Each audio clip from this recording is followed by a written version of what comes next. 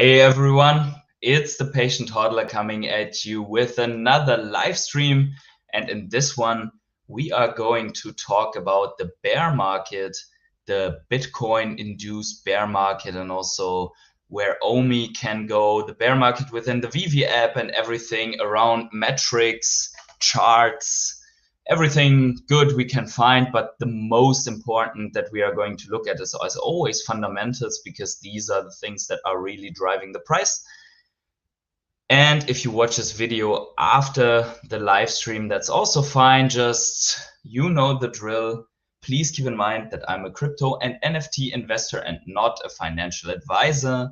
So please do your own research before you ape into Bitcoin, the OMI token, especially the VeVe collectibles, or any other investment opportunity that we are going to talk about here. Also, if you are tuning in right now, a couple of people are already here. Make sure you smash up the like button so that the algorithm can pick up the live stream. If you haven't yet, subscribe to my channel and tap the bell to always get notified whenever I upload a video or start a live stream. So yeah, with that said, let's start into the good stuff here. So as we are speaking, Bitcoin tried to fall out of this structure here on the 4-hour chart and barely got itself up right again. So right on the verge of this little dropout, we have saved ourselves here. And the big question that I have heard in the last, what is it, already more than a week, during this upward sloping channel here is, was this here actually the bottom? Was this our final bottom, and are we already going up? There are a lot of voices and a lot of charts that are indicating that, but there are also other factors that are determining that, or not determining, but that are actually indicating that we could not be at the end quite yet. So let's jump quickly into what I have planned for this channel here, or what for the stream here better, and that is here basically. So we are going to look at BTC, how deep can it go, and I'm not going to play around too much with FIB retracements and stuff like that, and then also Ecomi, some general thoughts on Ecomi in the bear market, and then also the NFTs in the actually I wrote NFT space and VeVe NFTs. So we are going to look at some interesting things that I've found there as well. And we got energy in the house, good vibes. Yes, indeed. Just having a little hangout, a little chill here with you guys. And yeah, I hope you guys are doing well. I hope you guys are keep stacking, even maybe already farming some OMI on Ascendex. I have moved over just today the rest of my OMI, so the 1.15 million OMI that I already had on Ascendex, that I had on Gate.io, I've moved over to Ascendex to stake them. Russ, hey, Russ Gould, what's up? Heard S&P 500 officially calling that we are in a bear market. How long do you think it will last for OMI and crypto? Cheers. Okay, and that is what we are going to discuss here. Yeah. Actually, when I said in the video that we are officially now in a bear market, that was then in the last second, it seems, the S&P had recovered 1% and was not officially in a bear market. So I think it's only officially bear market for the S&P 500 when you are down more than 20%. With that already, we are, hey, Joanna, we are here. We are going to look at the metrics that are indicating the bear market. Staking on an exchange. Yes, indeed, staking on Ascendex. So you can actually stake your OMI on Ascendex. And maybe before we are going into the BTC topic further, as you are already driving the conversation here, Rare Grime Beats, we can also quickly take a look at Ascendex. I'm not ashamed to have my little OMI stash Ascendex open for you guys. So here it is.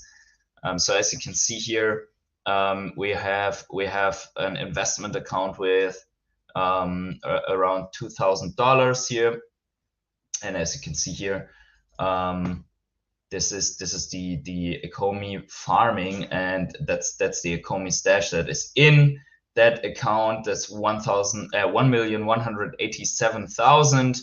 The yield, the estimated APR in a compounding mode is 10%, and actually because I have loaded it up today, I've only made 27 OMI yesterday and the day before, because I had only 30,000 OMI there for purposes of that video. Question is that the phaser has, how safe is Ascendex? Actually, so here's the thing with Ascendex. In my opinion, Ascendex has been hacked. That is what you all need to know. Ascendex has been hacked, and they have stolen around $77 million at the time. But here's the other side of the story. Ascendex has also been able to refund all the users that amount, and the fact that they have been hacked, they have increased the security measures so that doesn't happen anymore. So I'd rather be on an exchange that has been hacked and was able to refund everyone than on a small exchange where you have the unknown. So in my opinion, it's as safe as any other exchange, because if you look at who has been hacked and who has not been hacked, Binance has been hacked, Bitfinex has been hacked, KuCoin has been hacked, and these hacks are among the top 5 hacks of overall crypto history. If you are looking for the articles of the biggest hacks that have ever happened to the crypto history, KuCoin was 220 million, if I'm not mistaken, or even more. And Binance is also there on place 5. So yeah, there are a lot of accounts that have been hacked already. So then if we are going to earn staking here, just so you see that, because if you have not watched my video guide on that, you can then click here on deposit, and then you can deposit your OMI in that. And for example, let's say you put just 100,000 OMI into that. That would be an estimated APY yield of 10,515 OMI on the year. Obviously, that is not too much, but consider that you're DCAing and staking into that, so that could be interesting here. And if we make it 1 million, you already see we are talking 100,000 OMI here. If it gets hacked, will hackers actually go after OMI? That is actually a good question. At this point of time, probably they would go after the other good stuff like the Ethereum. Also, on the previous hack, it was mainly Ether that has been stolen. Also, do you think OMI is safe on Ascendex? A bit nervous leaving it on an exchange. So it depends on your risk reward ratio, because if you are having OMI on Ascendex, it's on an exchange, not your keys, not your coins. But on the other hand, you cannot gain the 10% on a cold wallet. So if you want to be really safe, and you are very risk averse, you just move over a part of your OMI that you would be okay if you would lose it. But on the other hand, we know that they have refunded people from the other hack. So I believe they are going to put measures and finance in place to be able to do that again, because if you want to be a trustworthy exchange, that's what you have to do. And also Binance refunded and recaptured the OMI that got lost. So yeah, already got 8K in total refunds from Ascendex. Oh, so you have been affected by the hack, is that correct? Safe so far. 8K OMI, not in dollars. Oh, okay. You have 8K OMI on Ascendex, so you have not been affected. Okay, I understand. That's a good thing. Thanks, I didn't know that. Yeah. Do you think it would be better to wait for other larger exchanges to offer staking? Is 10% good? Kraken, KuCoin coming perhaps? So there are only 5 exchanges now where you can buy OMI, and therefore there are only 5 exchanges now that could potentially stake OMI or offer OMI staking. And the most likely ones besides Ascendex are then obviously Bitforex and Gate.io. Gate.io completely random without any checkbacks to the team, and Bitforex just because they got they got a lot of stuff done. They were also able to offer both OMI types and so on. So I think 10% is a good return, and it's the only option right now. Obviously, if there would be like a Binance in future that lists OMI and then offers 20%, I would move everything over to Binance and stake 20%. That's clear. But for now, we don't see that happen. And even if Bitmart, the last listed exchange, would offer OMI staking, even with more percentage, I would trust way more in Ascendex than in a Bitmart. So this is the one thing. The other thing is, what is the purpose of getting 10%? We are getting 10% not only on the current dollar value, but more on the OMI value.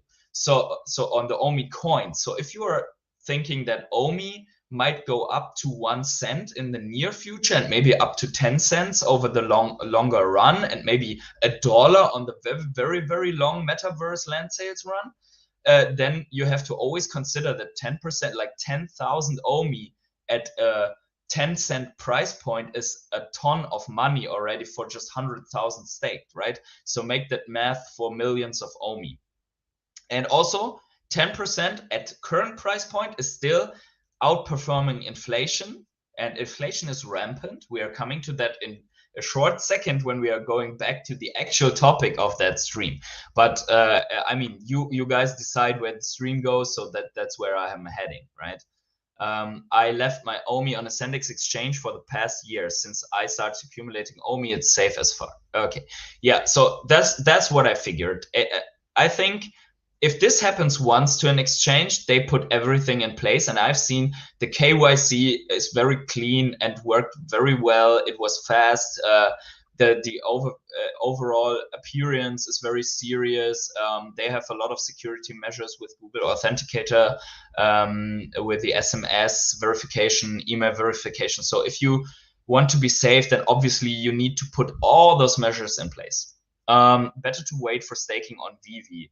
If it's been launched on an exchange already, then it's closer than we think. No. So Rare Grime Beats, I disagree on that one, because the staking on VeVe will not give you OMI return. The staking on VeVe will give you benefits for taking part in the raffles and in getting better collectibles. And there you have to think, what's worth more? Like, you having 1 million OMI on the VeVe app will, in the best case, give you staking tier 1, which is not the full range of benefits, right? You have to stake way more on the VeVe app to be able to burn collectibles and that stuff. So this can only come, or will probably only come, after the VeVe web app and the KYC and everything else. So this is farther into the future than we would like, in my opinion. So you're not being paid in OMI for staking on the VeVe app. Oh no, refunds, sorry, meant returns. Yeah, returns. Okay. Hey, VeVe Fox, Kelly, we are going to use your tool later on to just take a look at also the market performance on VeVe and so on. And congratulations to your stream on Randy Chavez. So obviously don't hop out now, but if you have nothing to do later on and you want to see another interesting stream, then head back to Randy's channel and watch the interview with Kelly. 10% on and daily compound. Don't underestimate the power of compounding. Yeah, exactly. So what's happening here is you're getting every 24 hours closing, you're getting paid the this, in this case it would be 105,000 OMI divided by 365, which is the days in the year. That's what you get after 24 hours. And then on top of that, it recalculates the 10%. So you are actually getting more and more the longer this time goes, the longer this goes on, right? So this is only an estimated yield. And if you DCA during that time into that stuff and always restake that DCA money, obviously you're ramping up your OMI by a lot. On a side, thanks for the content. You are by far the most technical and most research content provider on OMI. Cheers, bro. Oh, Russ, that means a lot to me. Thank you for saying that. I do my best, and I'm flattered by that by that response. Thank you, man. That means a lot to me. Rare Grindbeat says, lame, it's safe as fuck until it isn't. Yeah, so there is always this risk, but to be fair, I have most of my coins on an exchange anyways, because once we get massive pumps, I want to take profits, and my bags are still so small in that sense that I basically take the risk to be able to maneuver. I want to take profits. I want to reinvest. So yeah, I want to move stuff around. I want to learn. So yeah, basically that's what's happening here. So yeah, we got 25 people in the room. Smash up the like button and subscribe to the channel if you haven't yet. We are going to talk everything that we need to maneuver in this bear market. If they funded once in their history, they would do it again. If they didn't, I would take my money off and would not be staking. Yeah. So I think that's, again, this is a very good sign in my opinion. And honestly, if you want to stake on an exchange that has never been hacked, there are not so many left over. Like Google crypto hacks history, you will find like Bitfinex, KuCoin, Binance, and many others like Ascendex. Many others have already been hacked. That is just a fact, and that's also why I keep my coins on different exchanges, because then the risk of losing everything is lower. And also, yes, I will take my Bitcoin and everything on a cold wallet. That's for sure on my roadmap. So let's jump back quickly into the topic. And obviously, you can always drive the topic in a different direction here. Is absolutely no problem. We are going to talk what's interesting and hot at the moment. But I wanted for this channel to talk about Bitcoin, how it's developing, Ecomi bear market, where we are right now, and if we can actually go lower. And that has everything to do with the staking point or the staking that we have looked at right now, because if you get an entry that would be 50% lower than right now, obviously that would give you a lot of benefits while staking. So what I have here is, let's look again at the Bitcoin chart here. So we have had this. Why I'm drawing all the time? I want to move around this little chart here, and I get it full screen for you. So we had this nasty dip here down, and now we basically consolidated, and people are calling like this was a 30% dip after we had dipped already a lot. And let's just switch to the daily chart where we see it a little bit better. So that's basically where people right now are discussing that this would be the bottom, and I'm not quite sure about that. And the reason for this is not TA. With TA, I could always see a reason why this might be the bottom. I mean, you have the MACD flip bullish, okay. And I also want to point out that this if we see a pump here up to this level, or even up to close to these levels here, that can also be a relief rally. We know that from S&P 500, it drops, relief rally. Everyone's bullish again until they get dropped on again, right? Hey JTM, what's going on? Not missing any live streams, do you? So yeah, on the weekly, just looking on the weekly. So looks a little bit different. We had this massive run up, okay, and then this is also something that we need to talk about, because there is actually a theory in place, and that is something we should not discard. A theory in place where this year would be the actual top. This year would be the actual top, and not this one, because if this theory, this called the false top theory, and if this theory would play out, we would already be in a 420-day bear market, if this all was really a false breakout. So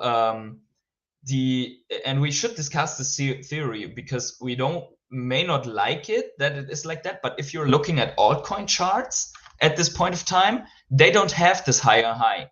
They have this spike, and then they were declining. So all altcoins, if you are going to if you are moving to like put up the chart for ADA, for Chainlink, for VeChain, for Chiliz, for any other altcoin, there is no altcoin that has this next top.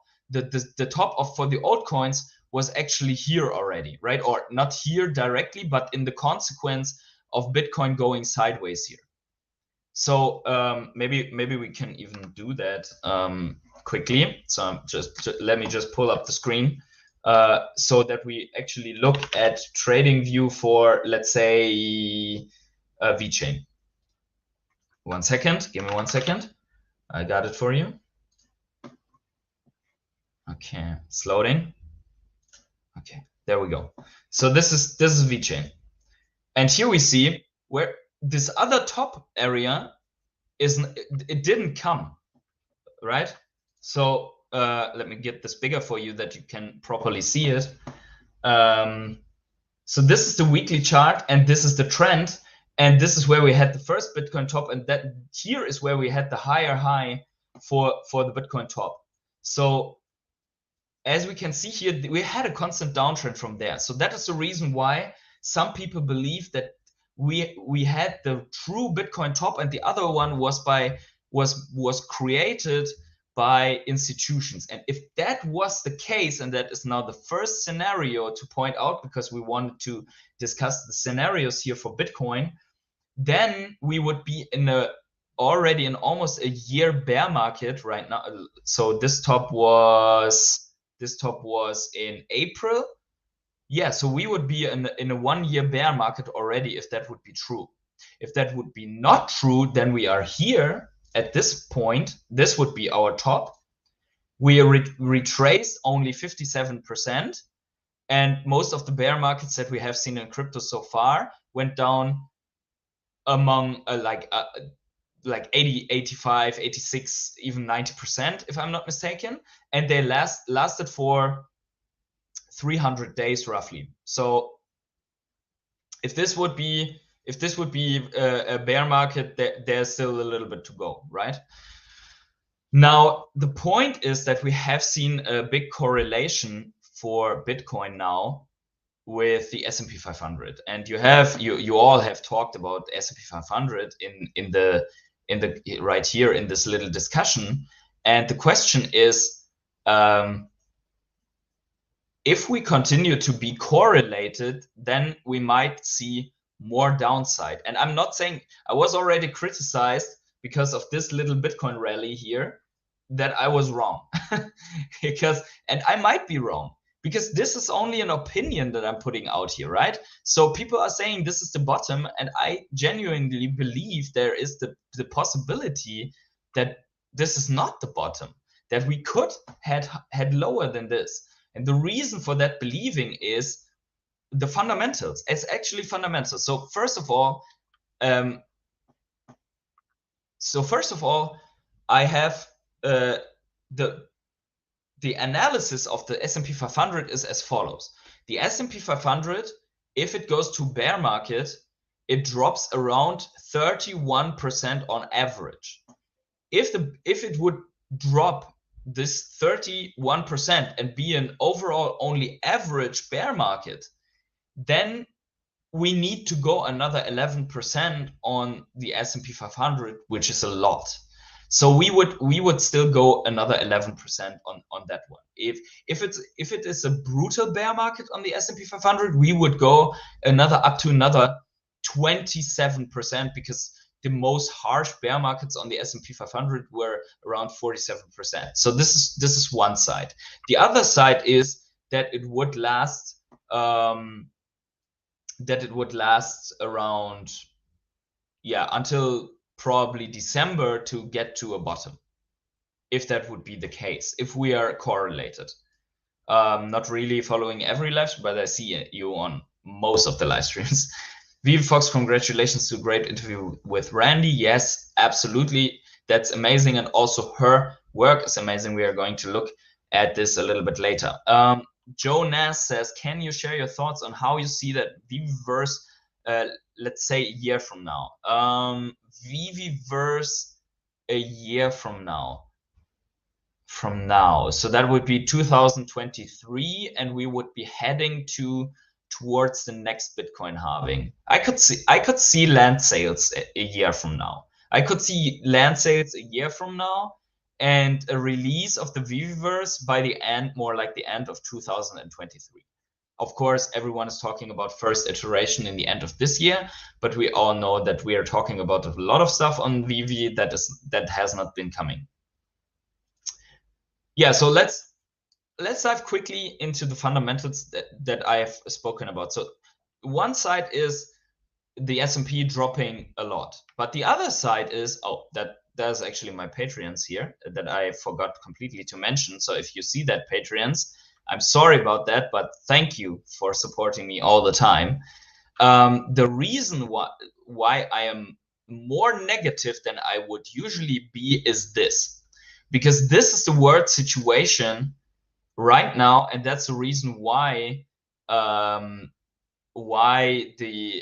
S&P 500 is dipping so low, and why also the negativity is impacting into the crypto market. And please let me know in the chat if you agree with this. But let's say the 4 major things, or even 5, I didn't display this here, but food shortage is another one, is Jerome Powell, the previous money printer, is now the rate hike master. The Fed rate hiking is very, very, let's say, it's even dangerous for and trying to get the inflation under control is even dangerous for example, the housing market. There are many people in the US that have credits with a non-fixed interest. It's not interest. What is the word really? A non-fixed percentage of what they have to pay on their real estate credits. So if the Fed raises the interest rate, then this interest rate on the credit is also going up by a lot. Then we have the war between Russia and Ukraine that doesn't seem that it is actually coming to an end quite soon. And this is also a reason for problems with food shortages around the world, because Ukraine is actually the hub. It was like the hub, the core. How do you say that in English? The bread, something with the bread, like the bread basket of the nation of Europe and some other countries that are really relying on the corn exports and everything else from Ukraine. So this is going on. Even if it would end today, until that economy recovers, it will take a while. And that was actually very important. And on the other side, we have all the sanctions that are harming both sides in this conflict. So Europe sanctions against Russia, US sanctions against Russia, and so on. So I think that's also something to consider here. And in the previous 2 bear markets of Bitcoin, and Bitcoin is around, let's say, since 2009 officially, but really since 2010, 11, 13, that really people are considerably, like the first pilots are investing in Bitcoin. We didn't have this situation because we had the subprime crisis in 2008. Bitcoin was not there yet.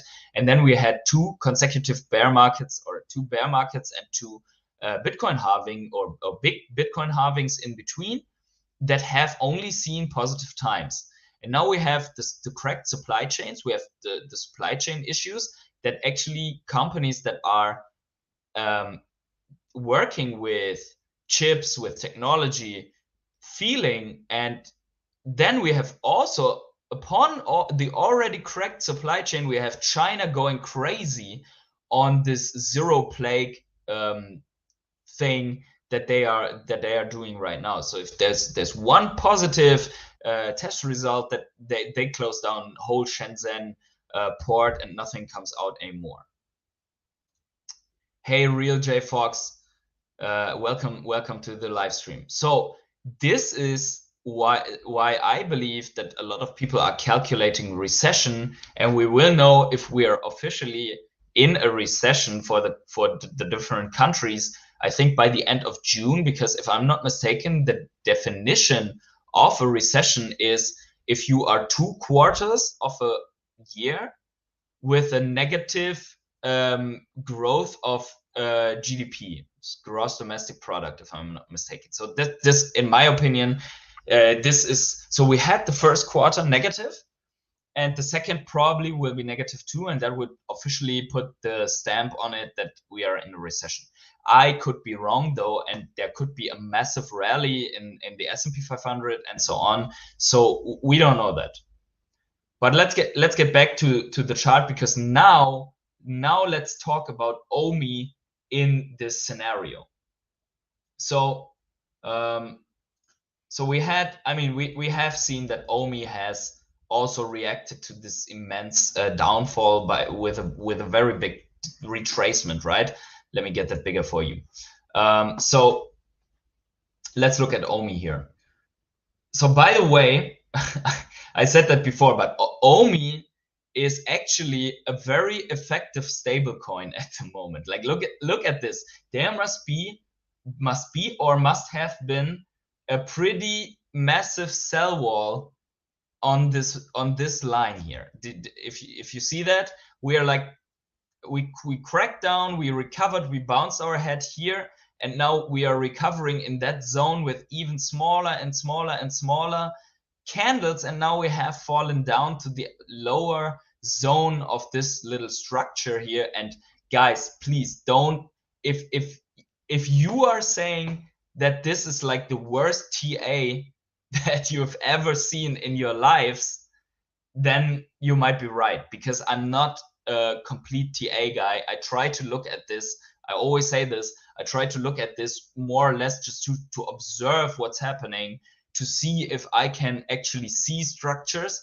This might be completely wrong. This might be also, I don't know if this is actually more like this, but this looks to me like a structure that could very well collapse to the downside. And please, if you guys are like TA experts, please let me know if I have to redraw this or not. But on the broader scale, like, let's go to the weekly first.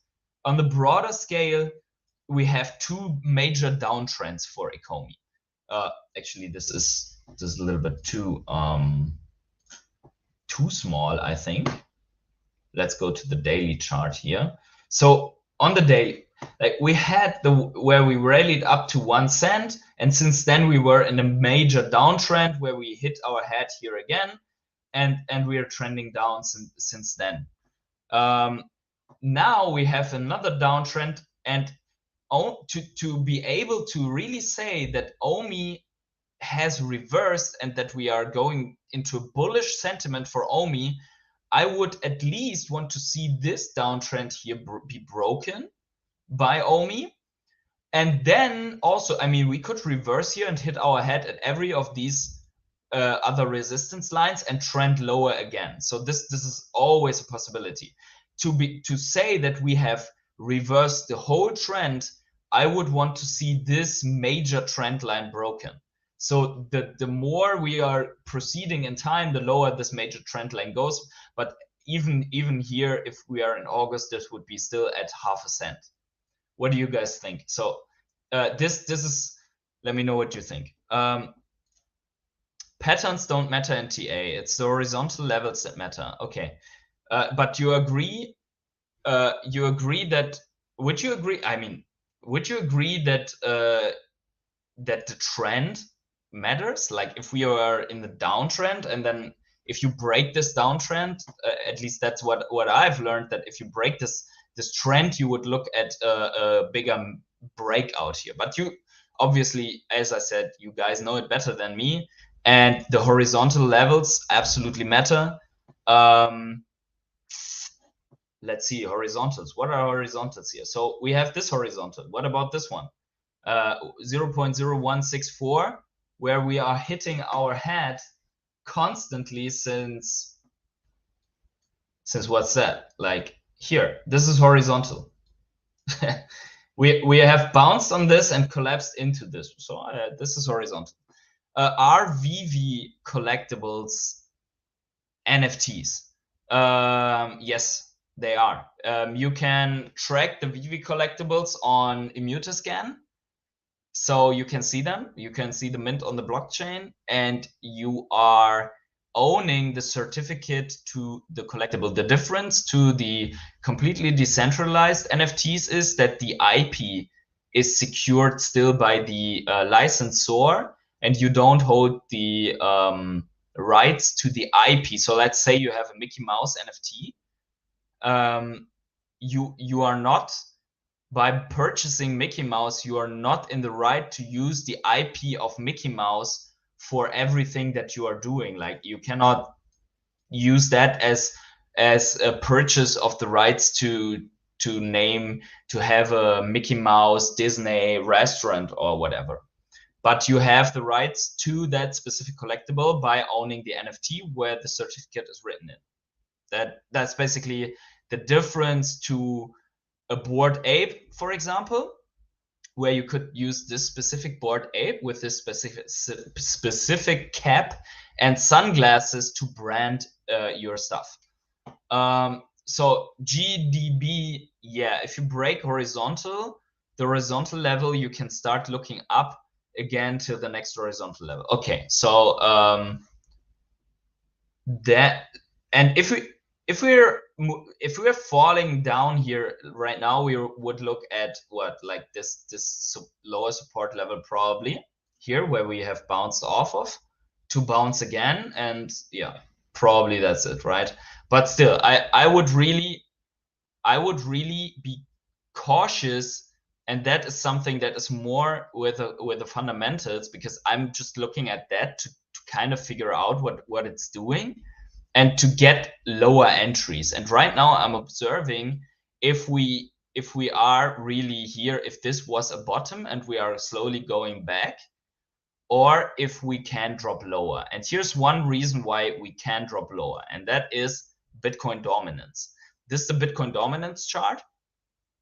And every time Bitcoin dominance has collapsed, we basically have seen a rally in the altcoins, and Omi is an altcoin. So in my opinion, Bitcoin dominance matters for Omi. So even if we would see Bitcoin dominance rally up here, that could mean that Omi has more way to bleed and will find a lower low, even though Bitcoin would gain strength in the market.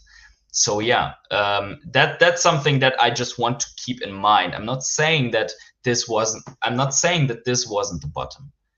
I'm just saying that if Bitcoin rallies in dominance, then we could see Omi go lower. Yeah. So I personally, and this is not financial advice, but I personally will keep some money on the sidelines just in case that we are losing this level here. Yeah. And the other NFTs are at the moment still in a walled garden. Are you talking about the NFTs on OpenSea, or the VeVe NFTs? Because the VeVe NFTs, they are basically all locked into the VeVe app. So those are NFTs, but you can't transfer them out to IMX or to OpenSea or whatever. Not yet. It is probably the case that these NFTs are going first out of the VeVe app, or able to go out of the VeVe app, that are from private like from artists, not from the big licensors. Oh yeah, so yeah, the VeVe NFTs, they are in a walled garden, and yeah, it's a question when and if all of them will be allowed to move off the app. But if we get cash out, if you get Omi to NFT, this shouldn't be a problem. So what's that here? Oh yeah, actually that was something funny that I wanted to show you guys, because that is actually what some analysts in how can I do that I'm not so in the middle of this. Some analysts were saying here at certain points of Bitcoin. I just found that funny because so here Guggenheim investment chief Scott Miner believes that Bitcoin should be priced around 400,000. He said here at this point, and then at the top he said could eventually climb to 600,000, and then on the bottom he said Bitcoin could sink to 15,000. So this guy, we should monitor this guy because he seems to be a very good like FOMO and bottom indicator. Guggenheim Scott Minerd believes Bitcoin could fall to 10,000. That was also here.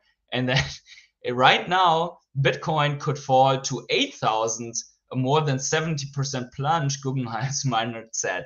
So I found that was a really, this could be the biggest bottom indicator that he said that right here and at these points. But yeah, obviously just joking, but it's pretty funny to see that.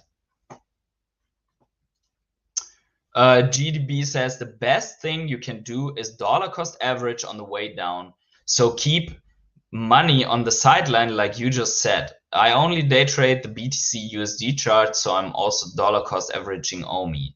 Yeah, I think that's very good, not financial advice, but I mean, if we overall, I believe no matter what happens, yeah, if you are buying into all of these points like from week to week, so I for myself, I have a weekly schedule where I put a little bit money into OMI, a little bit money into other coins, and so if you put a little bit money here and then here and then here, and maybe just you don't have to do it on 20% pump, maybe do it on a red candle like this one, or do it on a red, like on a red day when the whole crypto market is red, then you just do your DCA. I think even if we drop to half of this price, no one would regret having started to DCA in the long run. So GB is actually pointing out something very, very good, and I'm glad that you said that, and also I'm glad that you are giving some advice here as a trader, because I'm not a trader. As you can see, I'm more relying on the fundamentals, and also I have not too much experience with all the structures. But yeah, that's good advice. Thank you for that one, GDB. So Joe Nass says OMI $1 party at Oktoberfest 2024. Too early. The bit just let's keep that in our mind. The Bitcoin halving is already in October 2024, right? So the rally would be after that, maybe 1 year too early, I believe. So if we would until then have massive fundamentals and have OMI consecutively climbing through the cents and having it listed on the big exchanges, sometimes I feel when we're looking at these prices and we see that OMI has been on half a cent, now it's like 70% down or whatever, we forget what is still to come for this token. So there are almost no exchange listings. There's only one exchange that offers staking. There is no utility for this coin, so it's rightfully at this price point at the moment, but there's a lot to come, in my opinion. So I like the idea though, Jonas. Let's meet up on Oktoberfest once OMI hit $1, because then, I mean, I have made the calculation, and this is something that we should consider when we are staking OMI. Where is it? There you go. When we're staking OMI, So if you divide that by 365 with the OMI that I have staked, that is 320 something OMI per day, 330 OMI per day. So imagine this goes to $1 and you just made $330 per day just by randomly staking your OMI token. I mean, that is $1 is a Moonboy prediction in my opinion, but it's also not completely off this world. From now on, this is insane, and probably maybe it even needs 2 halvings and perfect execution. But I mean, you see all the, and this is a thing, like all the predictions out there, they can be very accurate or they can be way off. I've seen a couple of days ago, I've seen an old video by accident from BitBoy Crypto where he was saying that in the bull run that we have seen right now, that ADA would go to $8 to $9. So he was by 8-9x off of his price prediction. So yeah. GDB says, I also want to come to Oktoberfest Germany when OMI reaches $1. I'm from Belgium. Oh man, so many people from Belgium on my stream. Glad to have you guys here. And yeah, let's actually do that. We probably, if until then I will stick around, I will be around, I will be streaming and updating until we made it. And yes, then we are all getting together at Oktoberfest, and probably we can meet a whole tent on the Oktoberfest for ourselves. That would be amazing. Like, imagine we have the Millionaires OMI tent on the Oktoberfest. We would make the news, man. We would make the news. Well, while we are chatting, and I believe Energy is also in for a second party. Energy has planned a party of himself. So we will have more than $1 party. We are going to party hard. Okay, but let's get to 1 cent back. Let's get back to 1 cent first, and from there we'll take it step by step. Okay, but let's look at some news here, because we also should always have a little bit a look on what's actually happening on the broader NFT horizon. This is from May 15th, so it's already a couple of days old, but I found it interesting because the UK court has actually recognized NFTs as private property. And the reason why this is important is because we have seen some MetaMask wallets have been raided and the NFTs have been stolen. And if those NFTs wouldn't be property, there would also not be a legal case to get them back and to actually force, or at least advise an OpenSea, for example, to freeze the transaction, or to get this to get these things back and help with the process. So it's similar to the gem fraud and stuff like that. For fraud is very important. So if NFTs are already in the legal system here, as we see, then NFTs are not going away anymore. So some people are still doubting that, and in this case, it was about NFTs that are called Boss Beauties. The mint numbers are here, and they have OpenSea has halted the sale of those NFTs because of this judgment, or at least the judgment is in close correlation to that.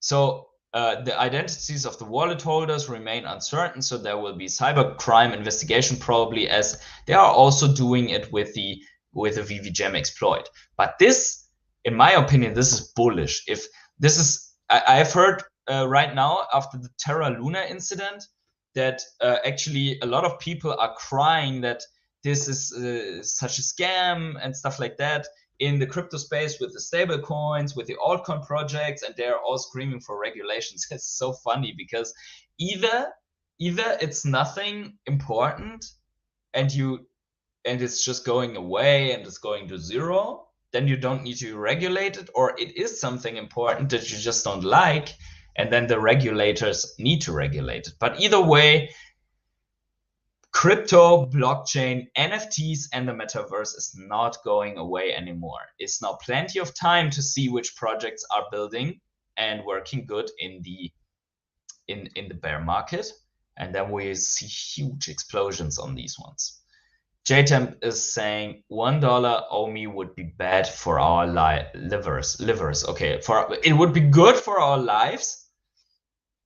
And also, I already selected the color for my Lamborghini. No, just kidding. But actually not kidding.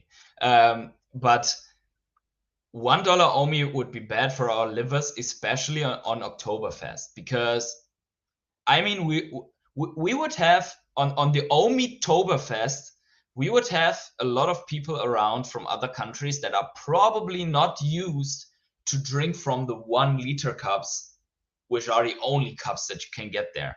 So yeah, that's actually crazy. So other than that, if some of you happen to be in Munich for any reason, just give me a little heads up, and we arrange a meet. Raskud says, do you think Gary V has deserted Recur to focus on VeFriends? Do you think VeVe has premium NFT market for a while? So these are 2 questions. First of all, Gary V, I think Recur has flopped. I honestly think that. And I think that's bad, actually bad news, because what we want is that people are actually doing well, and also entrepreneurs are doing well in the NFT space. And for example, seeing Hello Kitty and Ninja Turtles on Recur wouldn't be a problem for me as a VeVe and Ecomi investor, because we don't need to have everything on the app. But, and that leads me to your second question, do you think VeVe has a premium NFT market for a while?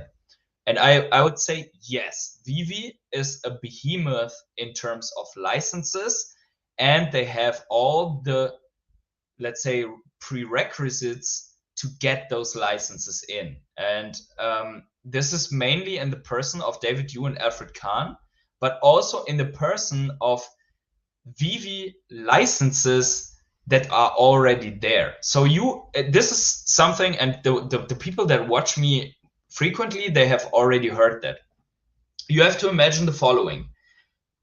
This, like, you go to a Disney, to DC, to a USPS, they didn't come to you. You went there and you did a sales pitch. Maybe some of the ones in the future will come to you because you see that VeVe is just a fucking crazy money printer, because they are selling out like $1.8 million in a second. That you have to be able to manage that. That's a good selling point. But before that, you have to see that these guys walked into a room of Disney executives and told them something.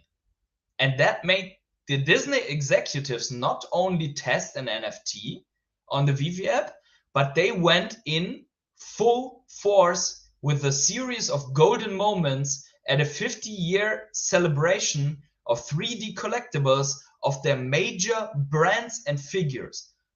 They have launched, just to recap that, they have launched first Disney Princess, they have launched Walt, the Walt statue. Like, it doesn't get bigger than that. They have put out double first appearance, Homer and Bart Simpson, which is under their umbrella, and they have thrown in 2 Star Wars collectibles. So get that together. And so this is their reaction to what they have told them on the sales pitch. So what have they told them and what have they shown them? Okay, they have said your competitor DC, in terms of Marvel competitor, is on the app. You don't want to let them run free. You want to position your comics and your Marvel IP as competition. Okay, they did that. They threw in Spider-Man, but Spider-Man.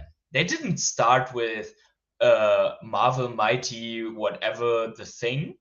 They threw in Spider-Man. So that is something you always have to keep in mind. So I always say this is like astronomy, and we are observing, we are trying to find exoplanets, which would be the hidden brands. And we're observing all the other objects, how they behave, so we can actually get a clue on what is in the center of mass. And the question is, I always say there are 1, 2, 3 brands that they have secured, that Alfred Kahn brought in. They went to the sales pitch and they said, look, we have that and you want to get yourself around those. And we have the capabilities of making this a unique experience and working, like making money and not only money, making, how is it called? Now I got a brain lag here. Giving presence to your brand. And it also would be a risk on a shitty app to harm your brand. So Disney, as we have heard from John Tplex on the Randy stream, Disney as a control freak. Like Disney does nothing without cross-checking it 30 times. We can host a live stream event in the VeVeverse from Oktoberfest. Yeah, that would be a great idea. So everyone can see how we go full degen on all the beer there. Yeah, that's a good idea. I like that one, GDB. Hey Luke, what's up? Thanks for all the support on the last videos. Luke is constantly running around supporting all the Omi content creators. So honestly, if Omi and VeVe goes to the moon one day, one share of the merit goes to Luke just for supporting all the content creators like a crazy one. Russ Good says, yeah, all good point. David Yu, Dancy, and Al Khan carrying some business weight. They're all very clever legends. Imagine those 3 guys walking into a meeting. Wow. Yeah, exactly. That would be a complete wow factor, and probably was for these guys, because I mean, we cannot underestimate the power of someone who has already proven. Executives, people that may have to base a multi-billion-dollar decision on that, they like when someone has already proven, not only once, but several times, that he can make a project big. And everything he touches and everything he insists on is developing like crazy. Yeah, well deserved, Luke. Well deserved. So that's something that that I also try to remind myself of when I think about the low prices on the app, and that many milestones are not coming forward. But then I try to remind myself of the base fundamentals that have not changed. Some of the problems also have not changed yet, but once they are, there will be a time again where every YouTuber out there will talk about Ecomi, VeVe once it recovers. We are going now through this valley of tears with low prices, and we are going to DCA into that, most likely. Yeah.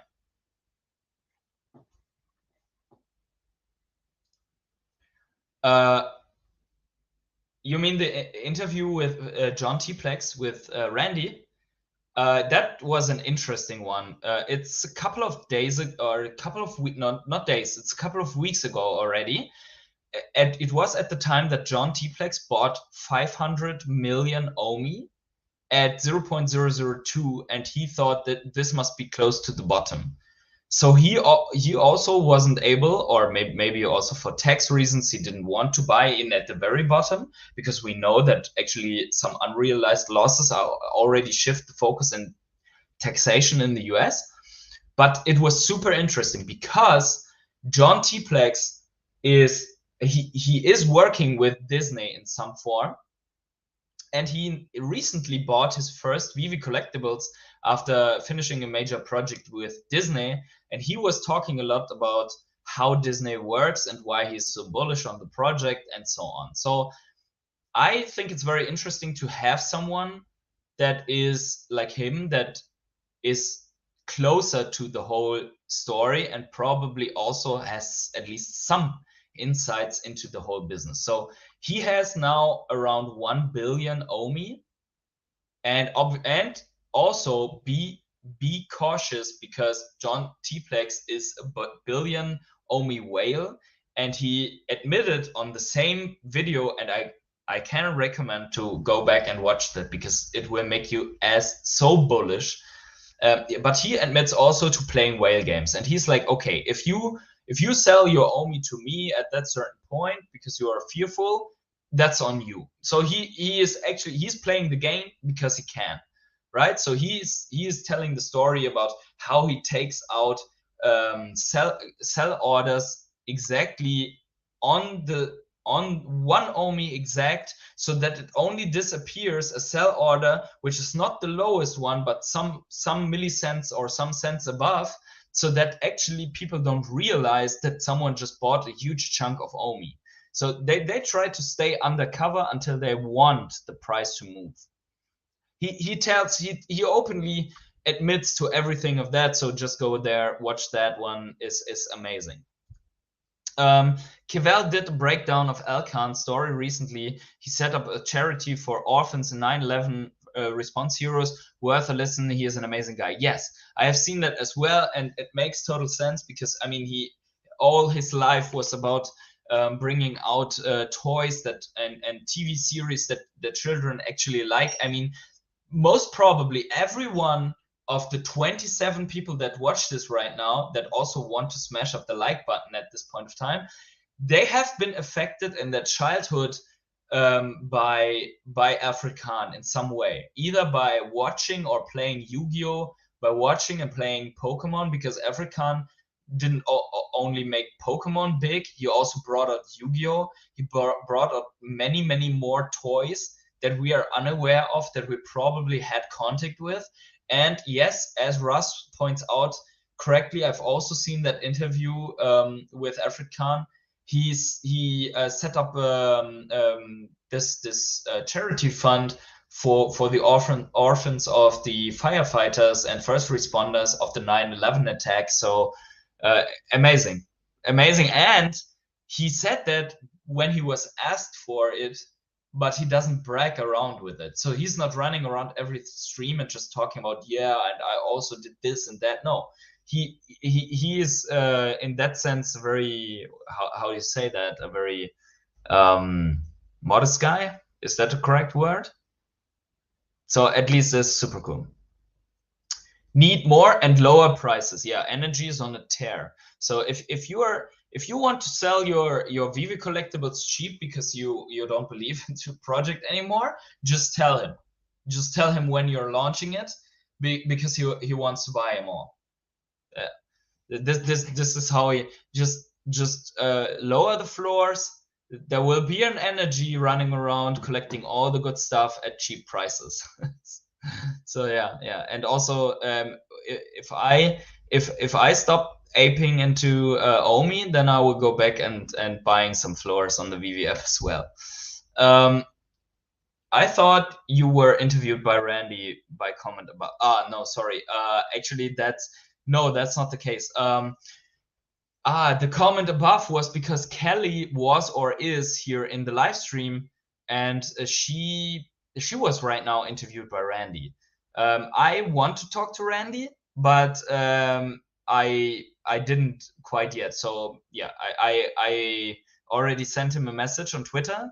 Maybe we can set something up, have a little chat, have a little podcast, see how bullish we are from someone with 1.2 million to someone with 132 million. So yeah, it'll be crazy, but yeah, I hope I can talk to Randy and bring him either on my channel or talk to him on his channel. That would be cool. We will see. It will happen at one day. GB says, I'm a Pokemon fan in heart and soul, played every game from the first to the last and completed my decks in every game. Yeah, you mean your Pokedex, right? Not decentralized. If I'm reading his stuff, I'm already in decentralized exchange. But yeah, I also I will talk in a second about this as well, because now childhood memories are coming up, and won few VGC tournaments in 2013. So let's start by that. As a child, I went to my friend's house, and he had a Game Boy and I didn't. And he actually had two Game Boys. and he was giving me one Game Boy with the red edition, and he had the blue edition, and we were playing like crazy all day, every day, while his parents made food for us while we were playing Pokemon. And then we tried to we had this link cable also, and we tried to trade these Pokemon. I don't know if that link cable was later with the Game Boy Color, but yeah. Then I had the yellow edition.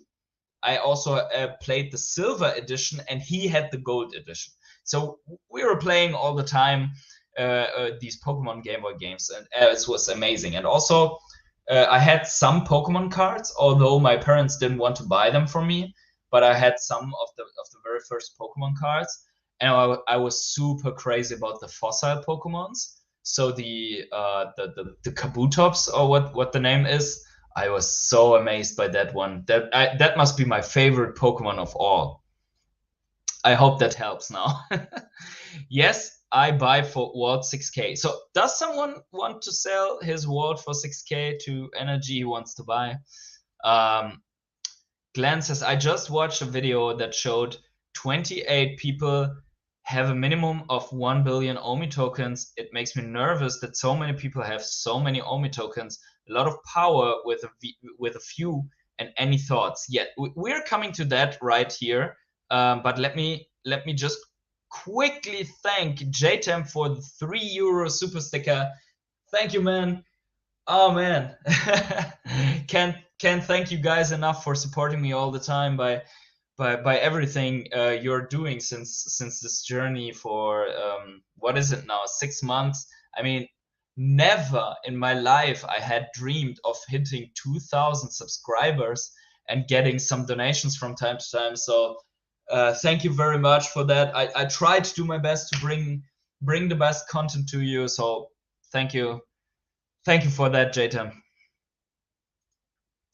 GDB says, wow, Kabutops is also my favorite Pokemon. Whoa, okay, so that is a rare chance in 150 Pokemons to hit that one. You're the first person I ever met who has the same favorite as me.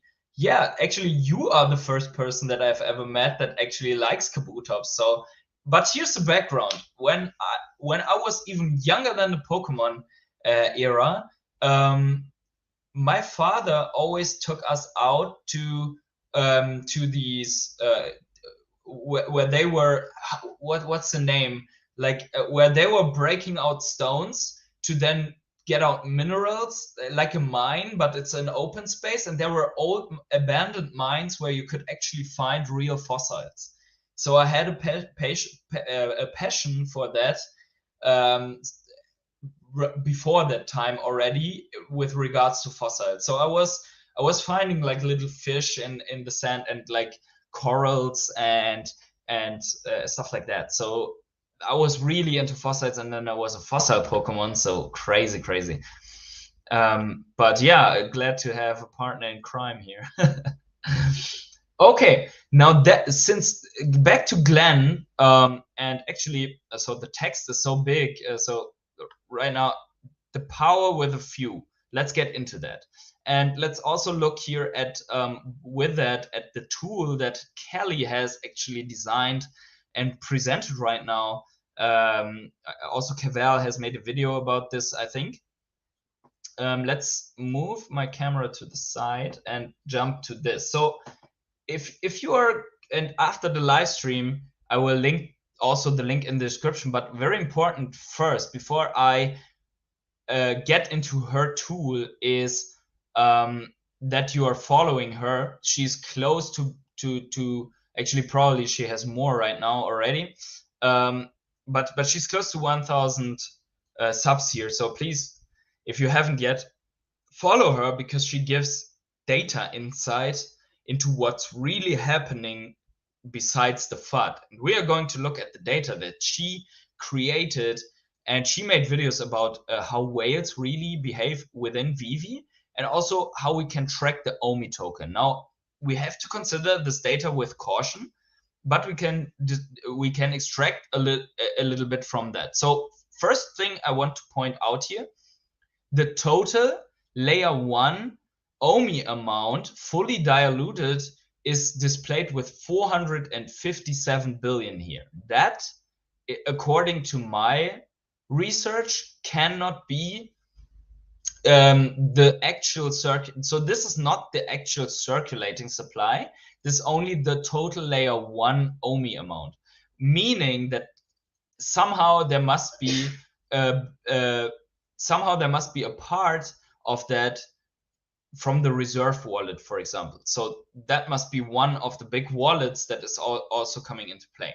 Now, what we've seen here is that we have greater 1 billion, and that's what you're meaning, Glenn, greater 1 billion OMI in 28 wallets. And we actually have quite an extensive knowledge about who actually is within these 28. And the reason why this number here is so big is because there are some VeVe wallets in there, like and this is only a guess. I think Kelly, if she's still here in the live chat, maybe she can also quickly respond to that. But the full circulating supply without the reserve wallet of the VeVe app is actually only 313 billion. So that must be then here a number where that reserve wallet is counting into the full supply. So these people are not holding this large amount of OMI. That's not the case. It's not the case. There is. Let me just try to. Oh, sorry, I'm getting confused with my mouse here. I'll just pull up something else quickly while I'm searching it, because I don't know actually if I have messages open here. But I'm quickly going to the Twitter channel of Jason Colon that I always pick out here, because he has a little bit different data on the wallets. Give me a second here to find his wallet data. Yeah, actually, I can already pull up his Twitter. So there we go. So here, this is what he's like. If you don't follow Jason Colon right now at this point, you should, because he's putting out a lot of data that we can actually use to get a better image for ourselves, and where we can complement the raw API data that we are getting from the tool from Kelly. So here we see that the reserve wallet is 227 billion. Then the Volt wallet is 62 billion. Then on ERC we have 153 billion. IMX 11 billion. The GoChain OMI is still 145 billion. There are 97 billion OMI tokens locked up forever in a smart contract accident, and then there are 49 billion OMI tokens burned. So if we're looking at this in a pie chart, we can see basically what we have as layer 1 and layer 2 OMI, and then not migrated Go OMI. So it could actually be that there will also be some OMI which will never be migrated because people lost their access or whatever. So this would be then the equivalent of lost and burned, like it is with Bitcoin as well. But let's see, there is somewhere here on this, there is a chart, or there is a table from him displaying how many whales, or what the whale wallets are on. Where is it? Sorry for having to search. I did not prepare this one, but I'm trying to respond that question. So yeah, so this is another chart that is interesting, and that is the current burn from the remaining reserve wallet. And as we can see here, this is going actually it's following right now the polynomial trend line. So, but it was following here a little bit with the dropping price and more drops. It was following the exponential line. So this is very interesting as well. Then we have the burn year to date. So here we can also see that we are close to the 50 billion already at the point of making this post, which is already 10 days ago. And here we see that like the reserve wallet is dropping like a rock. So this is the burns for the OMI token. But this is not what I tried to find. I'm still trying to find. Yeah, there we go. So this is the wallet ranking. And I hope you can see that at least a little bit. Let me just fully get rid of myself here to the bottom. So as we can see here, this is the sizes and what the population is.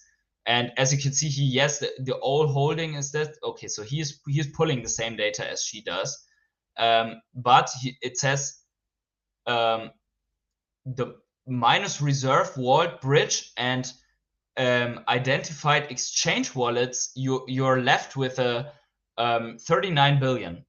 So Glenn, I hope that lets you a little bit easier, because if we are subtract, so this is the all holdings of those wallets, but part of this is reserve wallet, the bridge, the identified exchange wallet. So after subtracting exchanges and everyone else, you have around 40 billion in the hands of whales, and then you have another 20 billion in the hands of smaller whales, and this is like the sperm whale. This is where Randy Chavez is in this OMI holder entry weight. The current entry cost is to get there is 144, so maybe Randy is still a little bit below that. But most of us, and that you can see here as well, 1,439 people have above 1 million OMI tokens at this point of time. Probably is already a little bit more, because this post is also from May the 14th. And we see that the percent, like 0.32% of the people hold a ton of OMI tokens, 40 billion. At least a little bit less, because if you subtract the other wallets, they're holding this. So in total, we have to also see that there are only a few people compared to the whole crypto space really invested in the OMI token.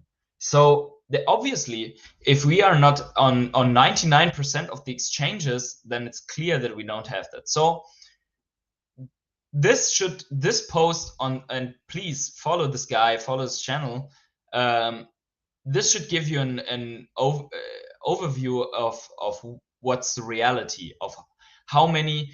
I mean, these are also in these wallets, or in these 40 billion. There are also David Yu, African, Reese, also this new, like the John T. Plex entered this category of more than 1 billion. There are the ex-founders that are constantly dumping some OMI into the market, but at some point this is gone, and we are at fully diluted, because the founders, they already got their tokens unlocked. So everyone who wants to sell everything can do this already. Okay, but this just to answer this question. So if we're looking at that, we have to read it with caution. GDB says, wow, okay, I already read that one, sorry. Ted, what's going on? My first ever minted Patreon. Great content, driving home from work, then have a safe drive. Hope you had a great day at work. So lastly, we are not done yet here with casework. So what we can see here is daily new wallets. So these are wallets that that have been created, and this can also be a new wallet, like my new Ascendex wallet on a new exchange. But since I moved each and every OMI over from Gate.io, I still have a wallet address. But as you can see here, we had a hype in January with the 1 cent, and everyone was FOMOing into OMI. And then we had a constant decline, and then we had the Marvel Disney hype here, and then we had a constant decline. So what we are going to see is, once the price is going to reverse and OMI is being listed on more exchanges, we will have more wallets and therefore more investors and so on. And also here we see that the OMI migration, so more and more people migrated their tokens, and probably we're almost there. Yeah, so all of that you can find under this link, dune.com/rootless/OMI tracker, but I will put that link also in the description so that you can check it out. Then we have the VeVe, not the YouTuber VeVe Vault, but the Vault wallet. This is the almost constant wallet here. The immutable X bridge. So this is the allocation between the OMI tokens from what I've talked before. Then we see the burns here again. Not going too deep into that, but now this is interesting. This is an interesting chart because this is the Ascendex OMI inflow since the staking. So as you can see here, OMI went to Ascendex and then boom, 1.7 billion OMI, 1.3 billion. So right in the beginning, everyone moved it over, and now probably as all these tools, we are one day behind. This is the this is the 23rd. So this is today, right?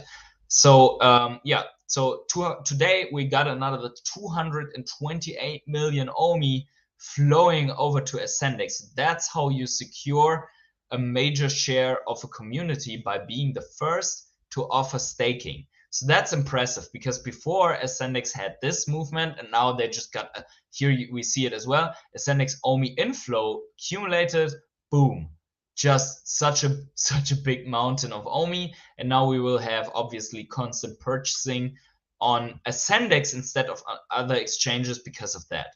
So that's also pretty nice to see. So Glenn says, "You rock. Thanks for the in-depth answers." Yeah, you're welcome. That's what we're all about, Glenn. We want to increase our knowledge so that we can make the best of it. So yeah, there's one more thing to do, and that is looking at the VeVe collectibles. And also, thanks to Kelly, we have a new spreadsheet here, which I will link below as well. And again, for all of you that have recently joined, please go to the channel VeVe Fox. She is the mastermind behind those little tools. They are completely free to use. So make sure you follow her, because she's actually coming quite close to be able to monetize her channel. And that would be cool to see if she can do that. So let's look into that, because if you would look to Twitter, and let me just get rid of all the text and stuff. If we only listen to Twitter bubble, we could believe that everyone is just selling off their OMI, and there is just only despair and nothing is happening anymore. Not OMI, I'm sorry, the VeVe collectibles I'm talking about. So you could believe everyone is selling the VeVe collectibles. No one is buying collectibles anymore. So much FUD. And there's some interesting data to this, and I've shown this with her on my channel here with a live stream as well, where she explained this sheet. We have a total of 4,000 purchases, and this is, now I have to see if I find the time frame here, but it's, yeah, okay, so here's the time frame. This is from the 2nd of May until the 9th of May. So this is already a bit in the past, but it gets an idea. This is only 1 week of this sheet, and it's 4,763 purchases and 1,227 sales. So actually that means, considering that also a lot of items are dropping, but the purchases are outweighing the sales by almost 4x. This is the first thing. The net trade balance is 3,536 collectibles being accumulated. And yeah, so on this day, on the 9th, it is similar. Like you see that the numbers are quite similar. So what we can see here in this comparison is the first two wallets. They are this is the VeVe wallet and the Burn wallet, and then we have here whale wallets, and this guy has almost 12,000 collectibles, and he's buying. He sold 6 probably to flip, and he bought 374 collectibles. The next one has also almost 12,000, and he also bought. He didn't buy much, but maybe he's buying bigger ones. I don't know. Or he's just buying what he's still missing. We have then, so these are super whales. And then we have 2 others that are also buying. And then we have one that doesn't do transactions. And here, this is very interesting. And we need to raise awareness of this. Because in the end, sorry, this is small. In the end, the whales are also our friends, right? They will be a big factor on what's driving the price in the future. And right now, prices are low, so everyone can take advantage of low prices and keep accumulating. So what happens is that we have 1, 2, 3,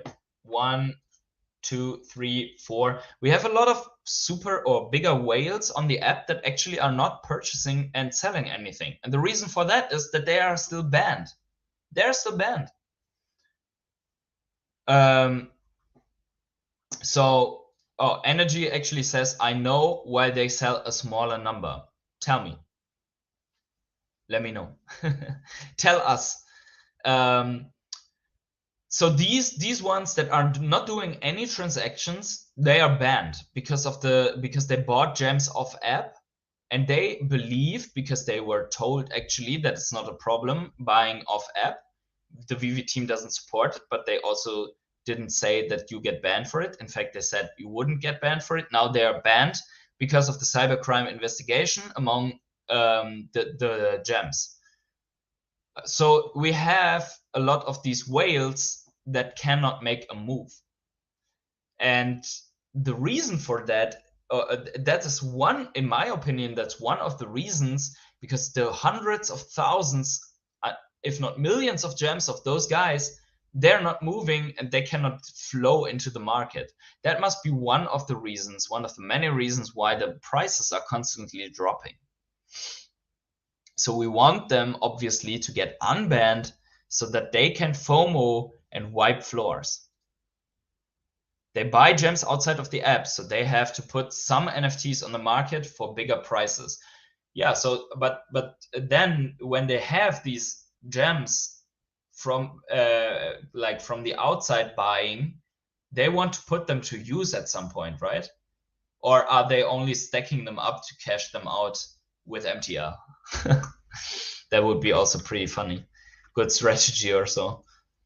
Yeah, but so this sheet consolidate, and actually we see some that have a net balance.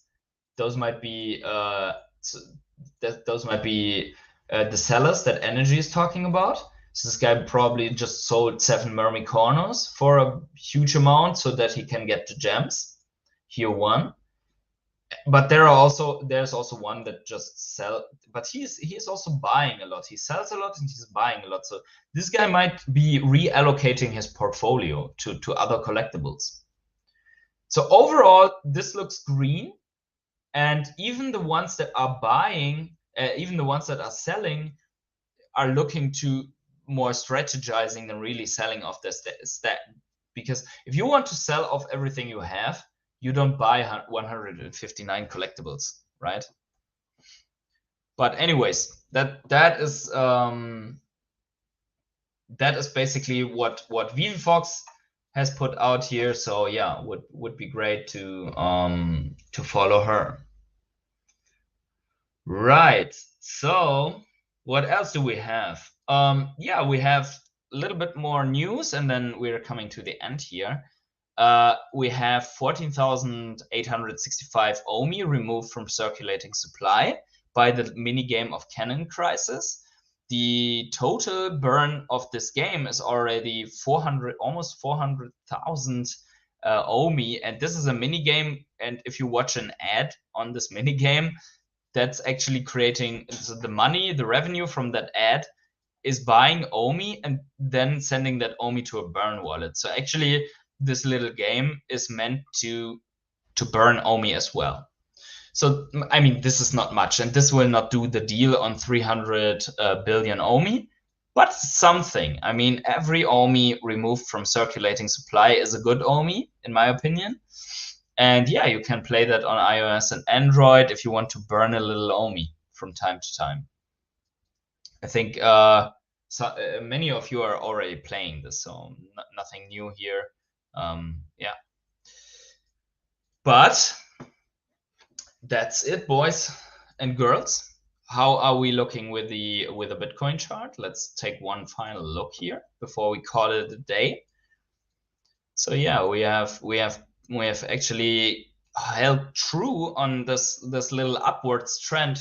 Let's see how long it holds, because many people are already calling in the rally that from this bottom, and we will see. We will see. Also for OMI, how are we doing? Same here. Little red candle coming back.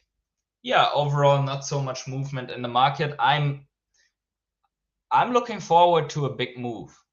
I'm just not sure to which side it will be, but actually this is something that I have not shown you. I wanted to show you some more metrics, then we can quickly go into it.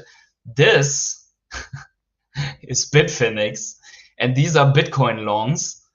And so these are people betting on a price reversal of Bitcoin on a rally. And this is a bet on the future. So, hey, we might see a tremendous bounce, a relief rally, but I'm not too optimistic here for the long term, because there is a chance that that such longs get liquidated, right? Well, what else do we have here? Yeah, also macro bullish trend over the last cycle. So we have only one slice through that. That was on the corona. I don't say the word. YouTube will just cut off my video. But this was on the crash. And yeah, also market psychology. This was one point that I wanted to look at with you. I had that prepared. Now I'm doing that quickly. Where are we right now? Because I don't know. We had a capitulation event, yeah. But are we really already in this like panic situation? The anger, is it already there? Like that people go angry at each other, or are we expecting more downside to come? That's my big question. And after that, so if this would be our bottom here now, on the top left of anger, and then we would have a little bit more to go, and then a relief bounce, and then we are dropping into our final bear market bottom. That would be how it could look. But that's it. That's what I wanted to show you guys. So I'm undecided where we are going. The only thing that I believe is that we are in a bear market, and that we have potential to go lower than this. So with that said, I am at the end of this little live stream. Thank you for stopping by, Ted, and hope you arrived well at home. Thank you for supporting me. Thank you for hitting the like button, for commenting, for participating in the live stream. We have great times ahead, but now this is, despite if we are on the bottom or not, it doesn't matter, but this is buying season already. Buying season is open, not financial advice, but that's what I'm doing. It's not selling season, it's buying season. And we can set the stone, the fundament stone for a bright future in this bear market. So I will try to keep doing live streams. I really enjoy this. And thank you, JTM, for the donation. And wherever you are on the world, have yourselves a great morning, evening, day, night, or afternoon. Continue DCing, relaxing, and see you in the next video.